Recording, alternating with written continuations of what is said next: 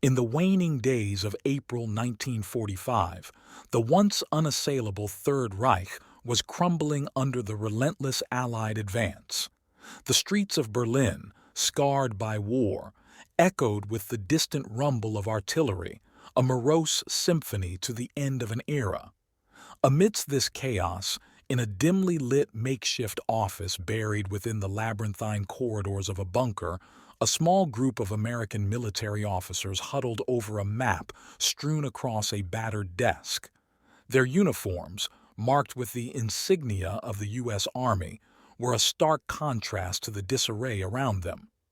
Lieutenant Colonel Robert Jackson, a man with sharp features and a demeanor as rigid as his starched uniform, tapped a finger on a location marked Peenemünde.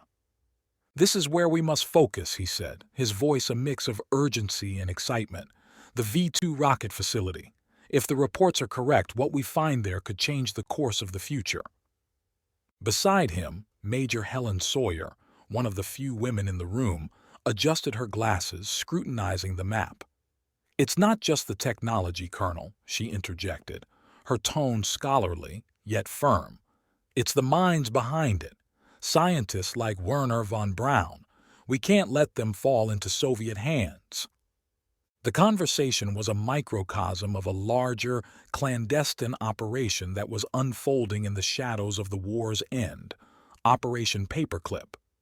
Its aim was simple yet profound: to recruit the brilliant minds behind Nazi Germany's technological marvels, especially the rocket scientists, and bring them to America. These men, who once served Hitler's brutal regime, now held the key to advancements that could determine global supremacy in the looming Cold War. Meanwhile, in a small, cluttered office in Göttingen, a group of German scientists huddled around a radio, listening to the static-filled reports of the advancing Allies. Among them was Dr. Werner Heisenberg, a Nobel laureate, and his young protege, Dr. Klaus Riedel. They exchanged worried glances, fully aware that their fates hung in a delicate balance. The future was uncertain.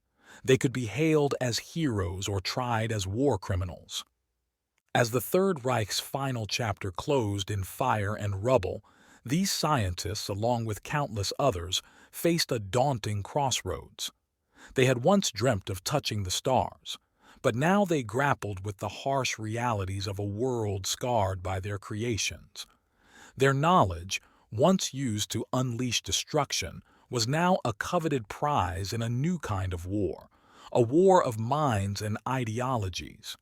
The prologue sets the stage for a story of great contrasts, the stark realities of war against the backdrop of scientific brilliance and ambition. It introduces key characters and themes, weaving together the impending end of the war with the strategic maneuvering for what would come after. This narrative promises to explore not only the scientific achievements of these individuals, but also the profound moral and ethical dilemmas they faced in a world forever changed by their work. May 1945, a nondescript office in Washington, D.C., buzzed with an intensity that belied its plain appearance. Here, a covert operation was unfolding, one that would stretch the boundaries of war's aftermath into the realms of science and espionage. Colonel Jackson, having returned from the ruins of Berlin, now spearheaded this mission, named Operation Paperclip. On a large oak table lay dossiers of German scientists, their faces staring up impassively from black and white photographs. These were the men America desperately sought, the brilliant minds behind Germany's technological leaps. Jackson, along with a team of intelligence officers and scientists, including Major Sawyer, was tasked with a mission that seemed more suited to a spy novel than a military operation. As Jackson briefed his team, he emphasized, "Our objective is clear. We must secure these scientists before the Soviets do. It's not just about preventing Soviet technological advancements. It's about gaining a significant upper hand for ourselves." Among the targeted scientists was Wernher von Braun, the mastermind behind the V-2 rocket. His dossier lay open, revealing a man of contradictions, a visionary in rocketry, and yet a man who had served the Nazi regime. Major Sawyer, with her background in physics, understood the scientific value von Braun represented. He could lead us into space, she mused aloud, but at what cost to our moral standing? The operation wasn't merely a race against time and enemy forces. It was a delicate balancing act of ethical considerations. The team grappled with the implications of absolving individuals who had, until recently, been enemies of the state. "Are we forgiving their past for our future gains?" questioned a junior intelligence officer, voicing a concern that weighed heavily in the room. As plans were set into motion across the Atlantic in a small, war-torn German village, von Braun and his colleagues prepared for the inevitable. Their discussions were hushed, tinged with anxiety and uncertainty. "The Americans and Soviets are coming for us," von Braun stated calmly, "but our fate lies beyond their battles. We must choose our next steps wisely." Back in Washington, the team meticulously planned their approach. They would use forged documents, secret rendezvous, and negotiations shrouded in ambiguity to secure the scientists. Each member understood the stakes. They were not just acquiring minds. They were shaping the future geopolitical landscape. As the chapter closes, Colonel Jackson and Major Sawyer are seen boarding a plane bound for Europe, their faces set with determination. The mission ahead was uncharted territory, blurring the lines between war, science, and morality. Operation Paperclip was in motion, a scramble for genius that would define the dawn of a new era. This chapter sets the tone for a narrative that is as much about the pursuit of knowledge as it is about the moral complexities of post-war decisions.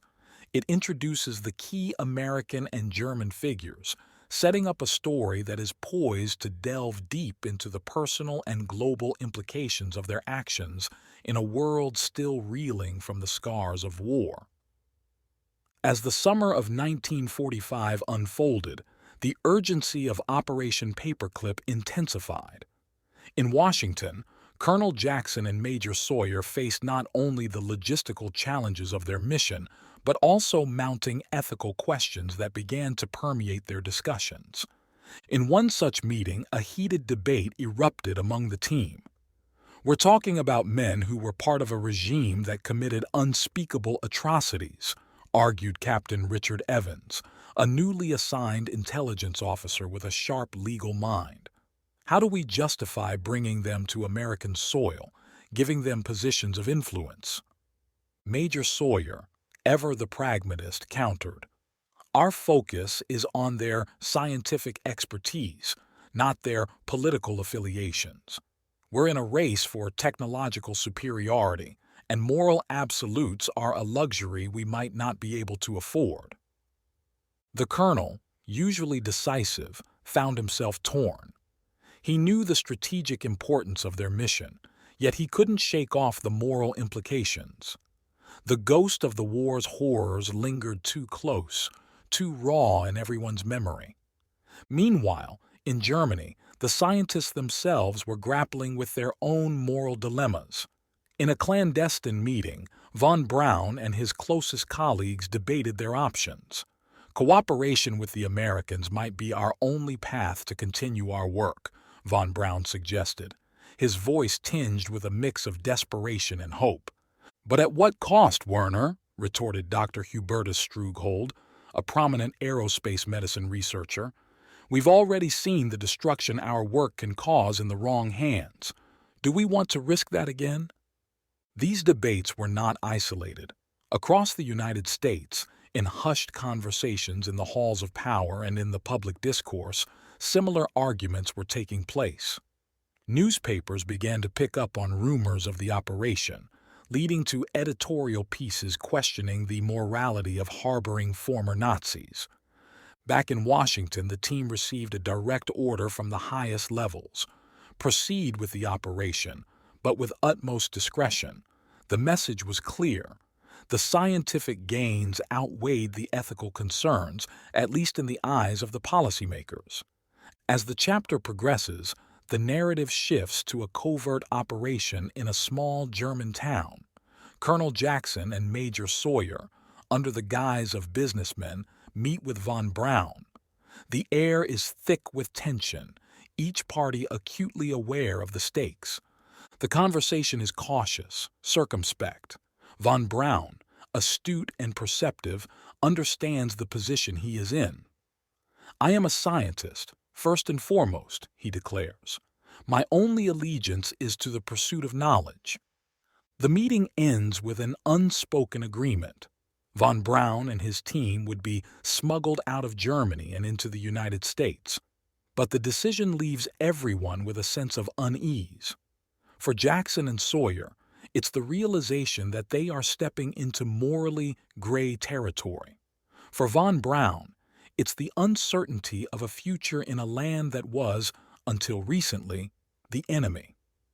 As the team leaves the meeting, the narrative reflects on the complex web of moral quandaries they find themselves in. The pursuit of scientific progress and national security has led them down a path where the lines between right and wrong are blurred, raising questions that would resonate long after the operation's conclusion. August 1945 marked a pivotal turn in Operation Paperclip. The European landscape, scarred by war, was now a backdrop to a secret exodus. Werner von Braun and his team, under the cloak of night, were covertly moved towards a rendezvous point for their passage to America. The journey was fraught with a sense of the unknown. Each scientist carried not just their personal belongings, but also a heavy burden of their past and uncertainty about the future. Colonel Jackson and Major Sawyer, orchestrating this clandestine movement, understood the delicacy of the situation. They were extracting not just valuable assets, but also individuals with complex histories.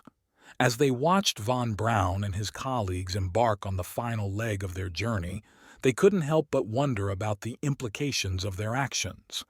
They were rewriting the destinies of these men, intertwining their futures with that of a nation that had been their adversary. The voyage across the Atlantic was a time of introspection for the scientists. Von Braun, gazing at the endless sea, reflected on his journey from a young, ambitious rocket enthusiast to a central figure in a global power play. The others, too, grappled with mixed emotions: relief at escaping the ruins of their homeland, apprehension about their reception in America, and a lingering guilt over their roles in the war. Upon arrival in the United States, the scientists were greeted with a mixture of curiosity and wariness. For many Americans, these men were a living reminder of the enemy they had just defeated.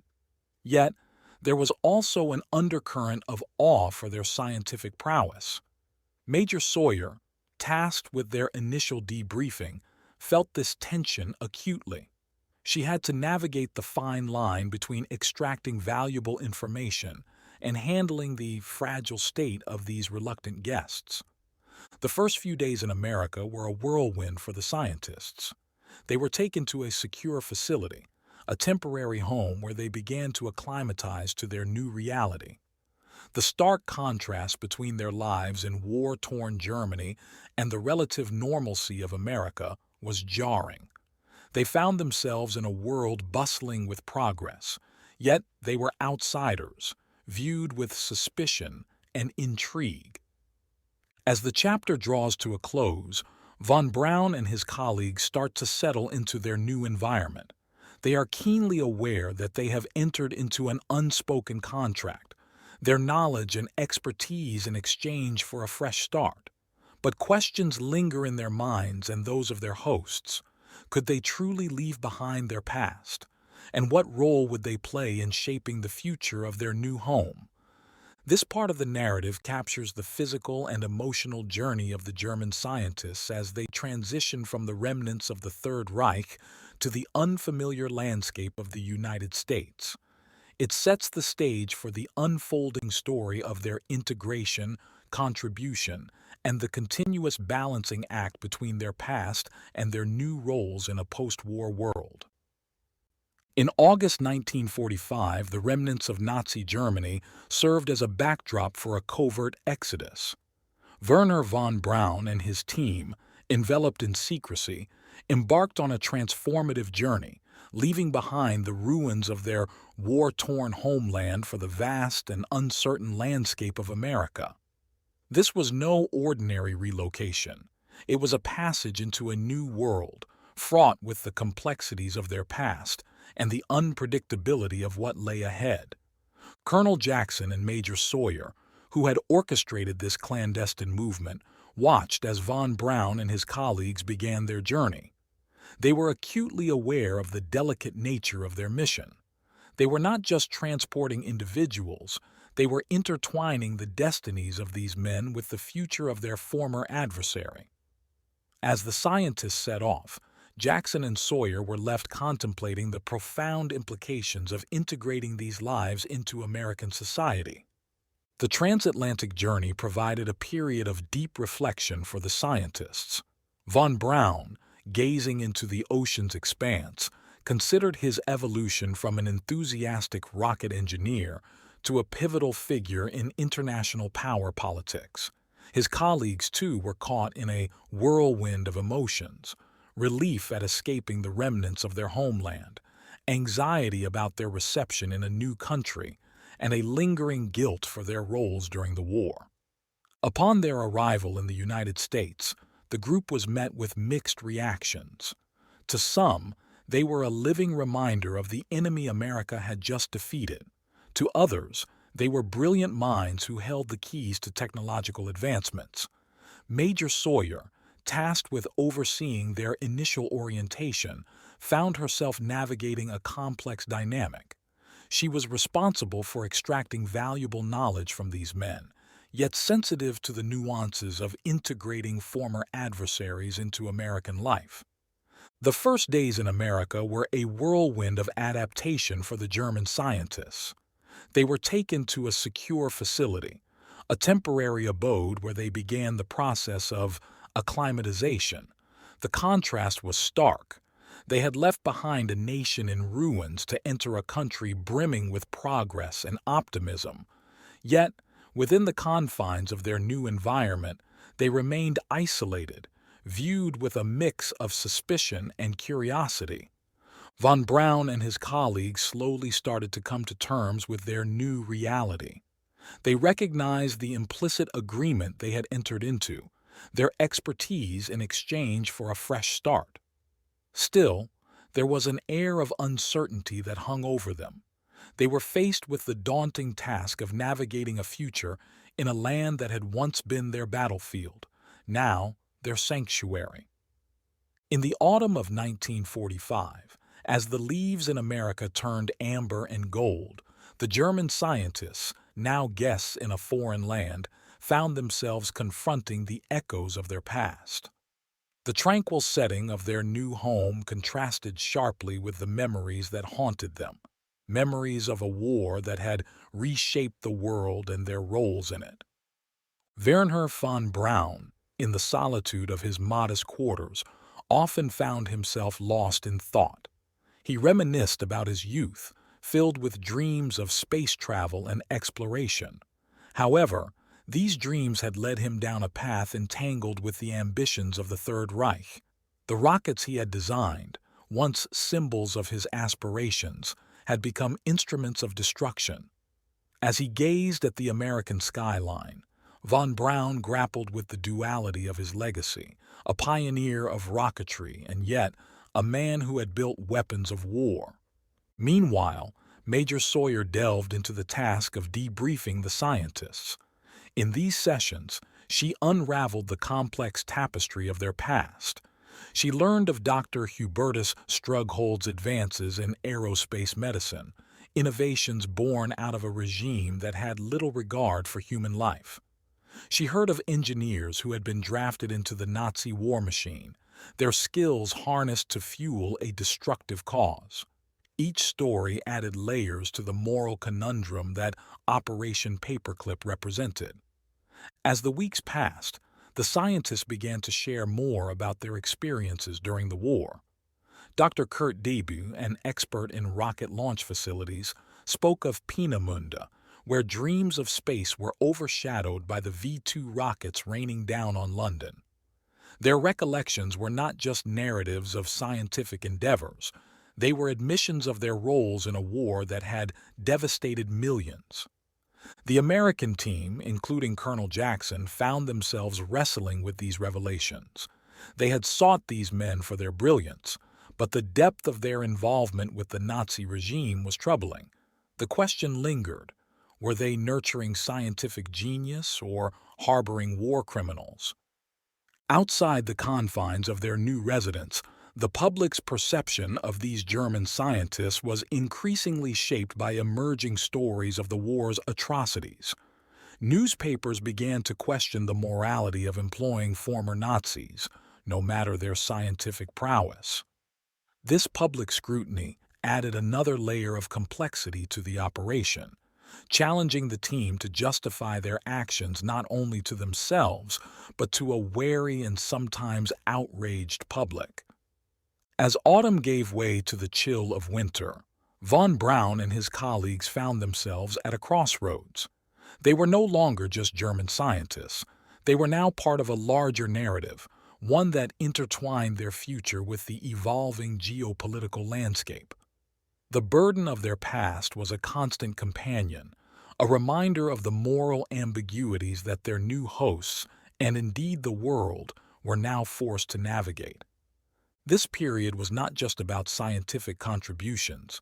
It was a time of reckoning. The echoes of war resonated in the halls of their new home, in the quiet moments of reflection, and in the uneasy glances of those who knew their history. As they embarked on their work in this new world, the shadows of their past loomed, a reminder of the complex tapestry of human endeavor, where ambition, morality, and history are inextricably linked. As 1946 dawned, the German scientists, now firmly entrenched in the American landscape, began to pivot their focus from the shadows of their past to the possibilities that lay in the stars above. This transition marked the onset of a crucial phase in Operation Paperclip, where the former weapons of war were to be repurposed for exploration and defense in the emerging Cold War era. Wernher von Braun, at the forefront of this transformation, found himself at the helm of a team working on rocket technology. The United States, keen to capitalize on his expertise, had tasked him with developing the foundations of their space program. Von Braun, with his eyes now set on space, saw this as an opportunity to realign his legacy. From the architect of V-2 rockets to a pioneer of space exploration. In a sprawling facility, far from the prying eyes of the public, von Braun and his colleagues, including Dr. Kurt Debue and Dr. Arthur Rudolph, embarked on their ambitious projects. They were no longer constrained by the destructive directives of a totalitarian regime. Instead, they were fueled by the spirit of discovery and the thrill of technological innovation. Major Sawyer, overseeing the progress of these projects, observed the transformation in von Braun and his team. Their discussions, once tinged with the grim realities of war, now brimmed with the excitement of potential breakthroughs. The United States, embroiled in a budding rivalry with the Soviet Union, viewed these developments as crucial to asserting its dominance in technology and warfare. However, the path to these advancements was not without its challenges.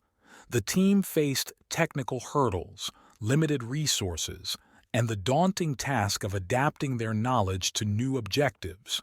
They were venturing into uncharted territory, pushing the boundaries of what was scientifically possible. As the months progressed, the scientists achieved significant breakthroughs. They made strides in improving rocket design, propulsion, and guidance systems. Each success was a step closer to realizing the dream of reaching space, a dream that had seemed distant and unattainable amidst the devastation of war. The narrative also delves into the personal journeys of these scientists. Von Braun, often lost in his work, occasionally found himself reflecting on the path that had led him here. The guilt and pride intermingled in his thoughts, a constant reminder of the fine line between scientific ambition and ethical responsibility. Meanwhile, the American public, initially skeptical of these former enemies, began to take notice of the scientific achievements emerging from the operation. Media coverage started to shift, highlighting the potential benefits of these endeavors to the nation and mankind. The narrative of German scientists began to evolve from war criminals to valuable assets in the quest for technological supremacy. The chapter culminates in a significant milestone, the successful test of a rocket that surpassed their previous achievements. This event was a testament to the collaborative efforts of the German and American teams, a symbol of turning the horrors of war into the hopes of peace and exploration. As von Braun watched the rocket ascend, he couldn't help but feel a sense of redemption. For him and his colleagues, this was more than a scientific triumph. It was a step towards rewriting their histories, a chance to contribute to something that transcended national boundaries and past allegiances. The Race to the Stars chapter captures a pivotal moment in Operation Paperclip, where the focus shifts from the remnants of war to the promise of space exploration. It's a story of transformation and redemption, of overcoming past burdens, and of the unyielding human spirit to reach beyond the confines of Earth. The achievements of von Braun and his team not only mark a significant advancement in science, but also signify a change in how they are perceived, from bearers of war to harbingers of a new era in space exploration. As 1947 unfolded, the German scientists, once ensconced in the shadows of their secretive work, began to experience the broader aspects of life in America. This phase was marked by a dual narrative of assimilation into a society vastly different from their war-ravaged homeland, and the simmering controversy surrounding their presence and past actions. Werner von Braun, along with his colleagues, started to venture beyond the confines of their research facilities. They encountered a world bustling with post-war optimism, a stark contrast to the austerity and destruction they had left behind. These experiences range from mundane daily routines to interactions with local communities, each encounter a step in the complex process of assimilation. For von Braun, this meant engaging with American culture, understanding its values and norms. He found himself fascinated by the country's vibrant spirit, its technological advancements, and its democratic ethos. However, he also faced moments of isolation when his accent and background became barriers, reminding him of his outsider status. Meanwhile, Major Sawyer and Colonel Jackson monitored the public's perception of these former Nazi scientists. The narrative they had hoped to craft, one of scientific progress aiding national interests, was increasingly being challenged.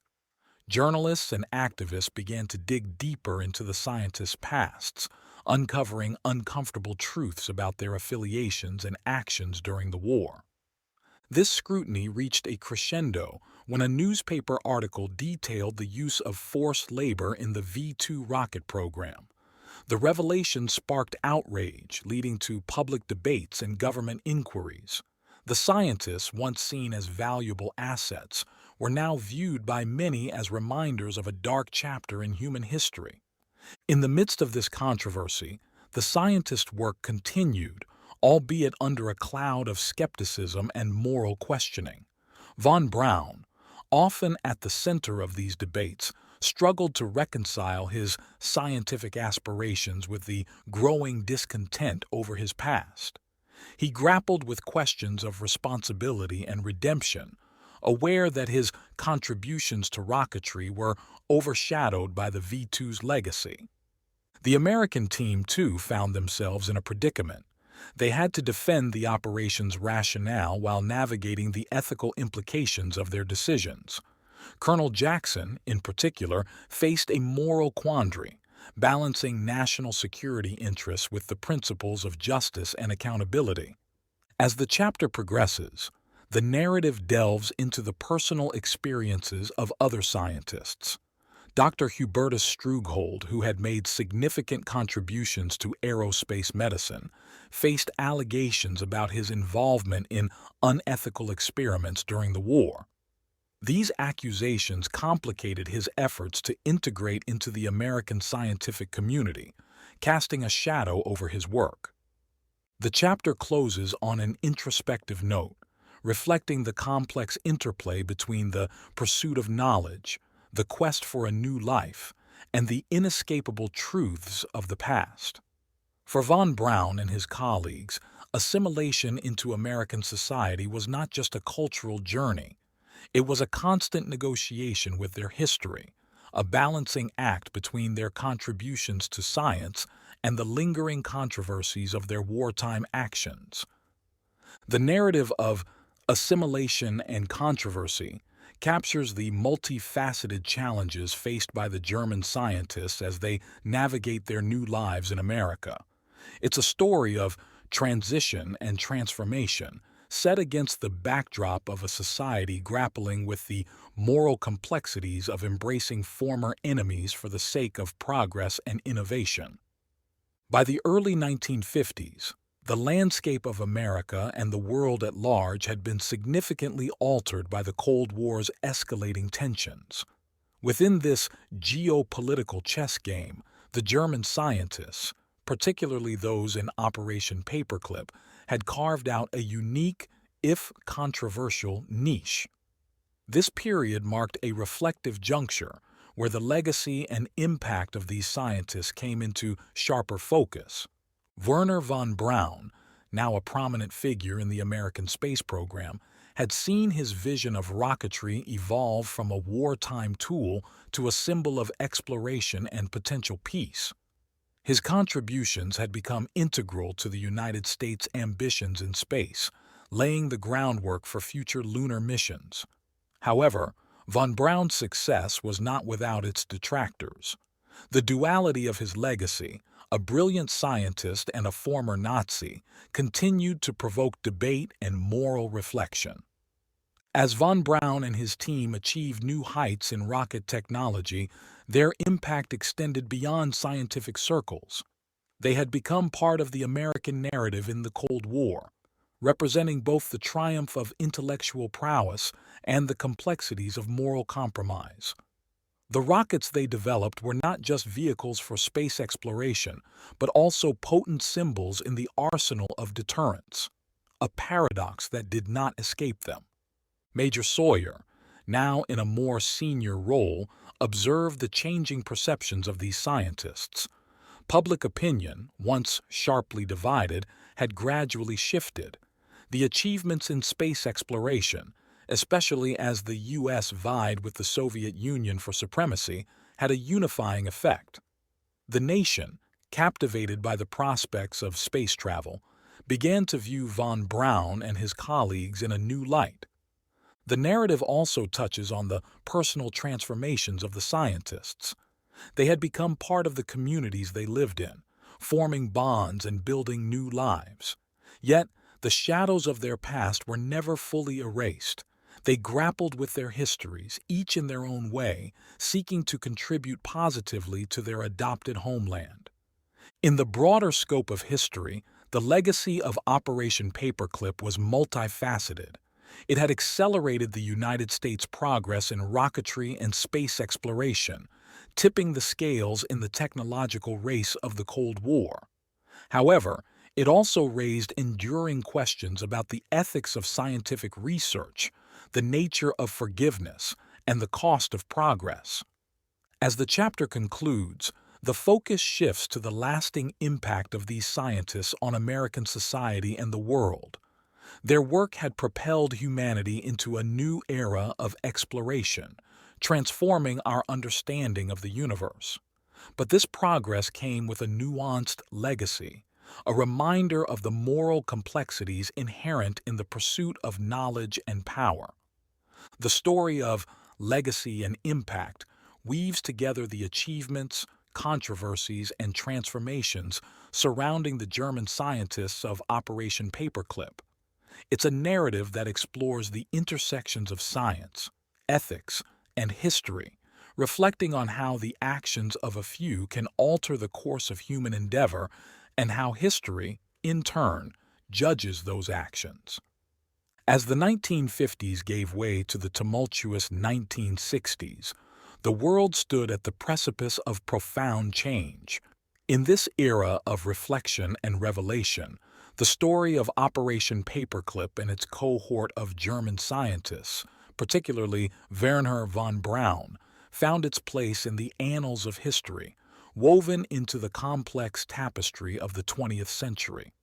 The epilogue opens in the serene setting of von Braun's study, where he sat, surrounded by books and models of rockets and spacecraft. His gaze, often lost in the stars he had dreamt of since childhood, now reflected a deeper contemplation. The man who had once harnessed his genius to the ambitions of the Third Reich had played a pivotal role in propelling humanity into space. Yet, the journey had been fraught with moral ambiguities and personal reckonings. Von Braun, in his twilight years, grappled with his legacy, one that was both celebrated and condemned. This period of introspection was not limited to von Braun. Across America and Germany, as the Cold War thawed and the space race reached new heights, society began to reassess the narratives of the past. The German scientists, once shrouded in secrecy and controversy, were now part of public discourse, their stories told and retold in various shades of admiration, vilification, and soul-searching. Major Sawyer, now retired, often reflected on her role in Operation Paperclip. She had witnessed firsthand the transformation of these scientists from instruments of war to architects of exploration. Yet, the ethical dilemmas that had shadowed the operation remained unresolved in her mind. The line between redemption and complicity, she pondered, was as intricate and elusive as the constellations in the night sky. As the narrative broadens, it examines the wider impact of Operation Paperclip on global politics and scientific progress. The operation had been a catalyst for technological leaps, directly influencing the space race and indirectly shaping the geopolitical dynamics of the Cold War. However, it also served as a cautionary tale about the moral costs of scientific advancement and the complex interplay between knowledge, power, and ethics. The epilogue closes on a reflective note, acknowledging the multifaceted legacy of the German scientists. Their contributions to space exploration had opened new horizons for humanity, pushing the boundaries of what was thought possible. Yet, their past remained a reminder of the darker chapters of human history. The story of Operation Paperclip, with its blend of achievement and controversy, served as a testament to the dual nature of human endeavor. The capacity for great good and great harm, often intertwined.